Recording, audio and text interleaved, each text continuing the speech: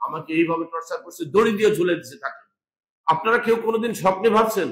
তো বলে আপনাকে ইনভেস্টিগেশন করে না। আমি বললাম না, ওনারা তো ইনভেস্টিগেশন করে না। ওনারা কি করেছে, দুই তিনটা কাগজ লেখে নিয়ে আসছে, সই করতে বলে। জিজ্ঞাসা করলাম এটা কি, বলে 164।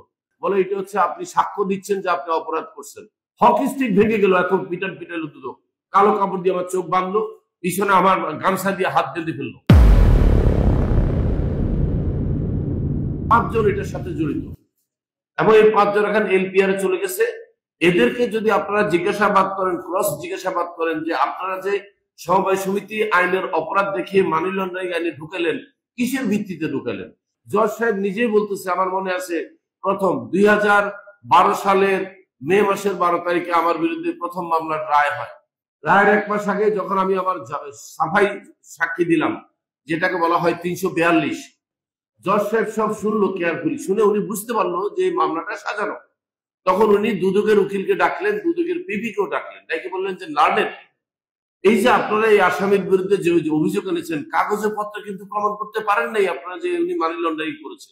তারা যে জিনিসটাকে বেশি জোর দিয়েছে যে পত্রিকায় আমার বিরুদ্ধে লেখা আছে আমি অর্থ পাচার করেছি, তাদের কাছে ডকুমেন্ট নাই, পত্রিকার দোহাই দিচ্ছে। পত্রিকার কাজ হচ্ছে খবর প্রচার করা। তারা কখনো ক্লেম করে না যে আমার এই দাবিটা সত্য। তারা খবর প্রচার করেছে, কিন্তু ওনারা সেই খবর প্রচার উপরে ভিত্তি করে ইনভেস্টিগেশন করবে।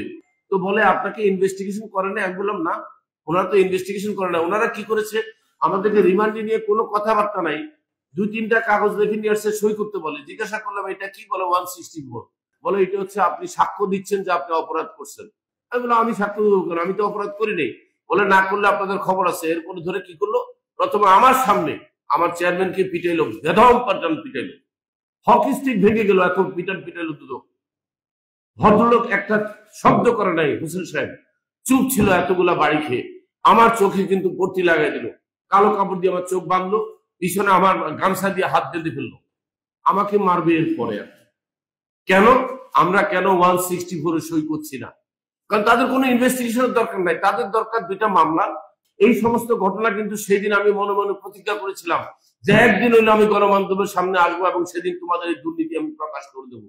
যে দুদকের ভিতরে দুর্নীতি রাখা, বাংলাদেশের সর্বশ্রেষ্ঠ রাষ্ট্রীয় প্রতিষ্ঠান ছিল তখন দুর্নীতিগ্রস্ত তৎকালীন সময়ের দুর্নীতি দমন কমিশন, এবং সবাই একেবারে বটম থেকে টপ পর্যন্ত সবাই ছিল দুর্নীতিবাজ। এরা কিভাবে দুর্নীতি করেছে আমি রিমান্ডে থাকা অবস্থায় দেখেছি। আমি রিমান্ডে ছিলাম তাদের অধীনে 23 দিন। আমাদেরকে কোনো সাধারণ জিজ্ঞাসাবাদ করে নাই, আমাদের এমপ্লয়িকে আমাদের সামনে মারছে, আমাদেরকে সাইকোলজিক্যালি ডাউন করার জন্য 2টা শব্দ ব্যবহার করছে, সাক্ষী হবে না আসামি হবা। তারা বলেছে না, উনি তো কোনো অন্যায় করছে বলে আমরা জানি না, আমরা সাক্ষী হবে কেন? একদম আমার সামনে দাঁড়িয়ে ঠাস ঠাস থাপ্পড় আমাদের বিনিয়োগকারীদের গালে।